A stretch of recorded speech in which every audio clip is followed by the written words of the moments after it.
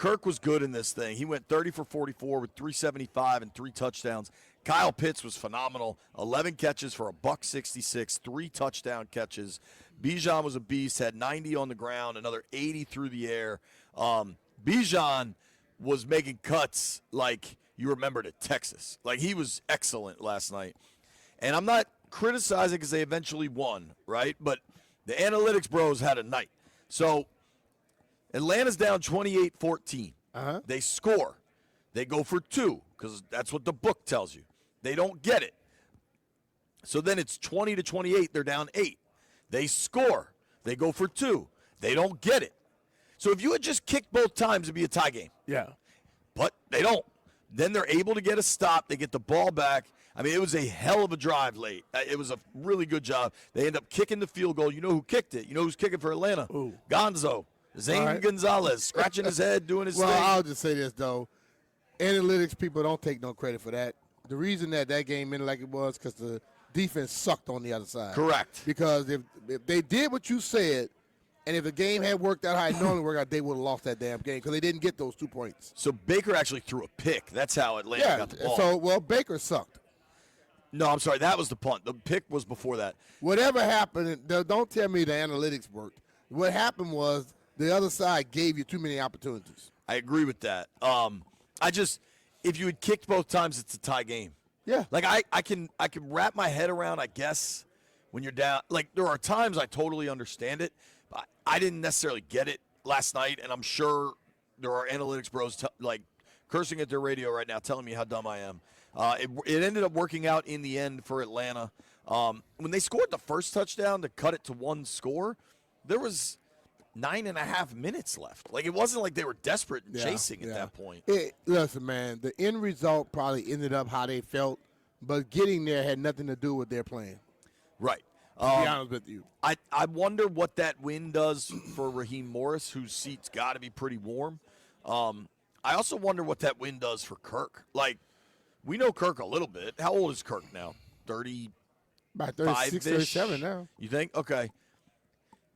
Obviously, Atlanta had guaranteed money on Kirk's deal. They didn't trade him. Whatever, they didn't trade. Right? They still got a contract where they can keep him right there.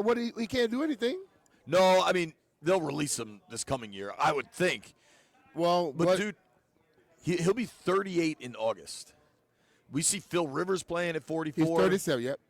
I didn't know Kirk was a Leo. Is that a day after you? Yeah. Shout out to August 19th. We showed 1988. We are totally different. You guys are very similar. He's not a true Leo. Kirk O'Chains. He must be a Largo. Do you think? Have Virgo. I'm a Virgo. Me and Monica, right? Yeah, craziest. Craziest, best book. Do you think Kirk gets signed? Kirk, we know Kirk is an all-time businessman. He's not going to leave the money on the table, and he'll at least get signed to be a backup. Do you think Kirk is brought somewhere next year to be a starter? The fact that Phillip Rivers came back into the league at 44, yes, I believe he will. Well, because it just tells you when they go get a 44-year-old man who's been sitting on his ass for 5 years, they're not enough good quarterbacks. So, yes, Kirk Cousins, offered last night, he's going to possibly get another chance. Well, if you look at the league, where are they going to be starting over at the quarterback position? Like, somebody's going to draft a kid from Indiana. Somebody's going to draft a kid from Oregon. Maybe we're looking at Vegas, looking at, I don't know what Cleveland's doing. But think about it. Kirk Cousins for the next 2 to 3 years can be a hell of a transition for some young kid. Some kid may be able to get drafted even in the second, third round, and he could be the bridge for that person. I think, if I got a guy that's been stagnant for 5 years, I damn sure take a guy who's been playing for the last 5 years. Right. And this is a problem. We don't know how this will shake out, but I would be really curious what Philly does because Philly drafted Jalen when they had Carson on a big contract. Like, I won't be shocked if Philly drafts somebody. The Jets for Kirk could make a ton of sense. Well, I found out last night, as much as we think Jalen is playing awful, don't talk about him on the radio in Philly. They're so ride or die. They'll attack you. He won the Super Bowl for him now, bro. They'll attack my man Hugh. Well, he's playing terribly right now. He's like, man, you can't say he's playing terrible. I said, what you mean? He told me, he said, man, they went at me I'm like, well, damn. Are they getting soft up there in Philly? Maybe they are losing their edge. The other thing, I got a zillion. You throw 4 interceptions and they defend you? I got a zillion tweets last night. Kyle Pitts presumably is going to be a free agent, right? Yeah. What about Kyle Pitts to Washington? I don't know what that number is going to look like. I know that Pitts' production the last few years has not been excellent. I don't think it's been excellent since he got in the league. His rookie year, he went over 1,000. But you're right. For where Pitts was drafted and what the expectations were, I don't think he's delivered upon them. Last night he had 3 touchdowns. He has 4 on the year. Wow. Pitts' size and athleticism are pretty incredible. He's going to make a lot of money in free agency. I don't know that that's a target. Who can you get that can make him do that at least 65% of the time? If he can play like he played last night 65% of the time, it's worth it to sign him. But if you're going to get that once every other damn 4 or 5 games, 8 games, no, you don't want him there. He's honestly been a lot better since Kirk took back over for Penix. But Kirk was there before. Right. And he wasn't playing like that. I mean, is this a situation where he's understanding, I gotta do something? I need a guy to have that motivation every damn day. Right. I don't need that just in your last year of a contract. I need that every day. Totally. So for me, the Pitts thing will be something to watch. You also just drafted Ben Sennett in the 2nd round 2 years ago. Now he's got a month to maybe show he could be the dude.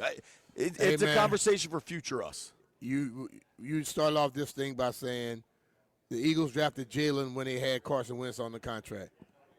Other positions, they're easy. They're very dispensable. I totally agree, but the dollar amount with Pitts is going to be if they're going to spend big at one position, I say edge, because I don't think you're going to get wide receivers on the market that, maybe you got to trade for somebody. Wide receiver and edge remain the highest priorities to me. So you ended up at Morton's last night. I ended up at the Caps game last night, and I didn't like when I saw that damn result. No, it was tough, dude. And Carolina, in a weird way, Carolina now kind of feels like the Pens did forever for the Caps. Like, just this team they kind of can't beat. You thought they had it last night. Carolina ends up winning it in the shootout. But the atmosphere, everything was awesome. Caps games remain just the best production in town. The description that Tarek gave yesterday is what Carolina does.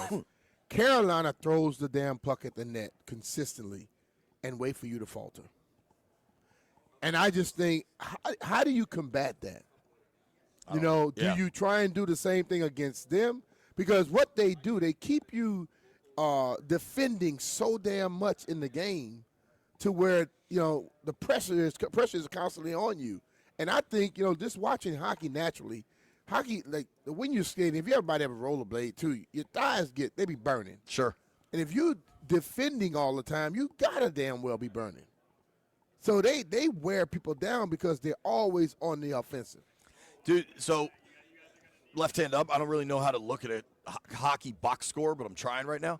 The Canes outshot the Caps 39-25, and they won 65% of the game's faceoffs. Still, the Caps had a late lead, give up a late goal, goes to OT. But as much fun as the game was, as cool as that all was, I went with our boy Lee. I was with Keith. All those guys. Keith still wants to know if you're trying to fist fight him. I said, Keith, I don't think that's a good idea. Who's Keith? Remember what we went to Kinlock with? You want to fight?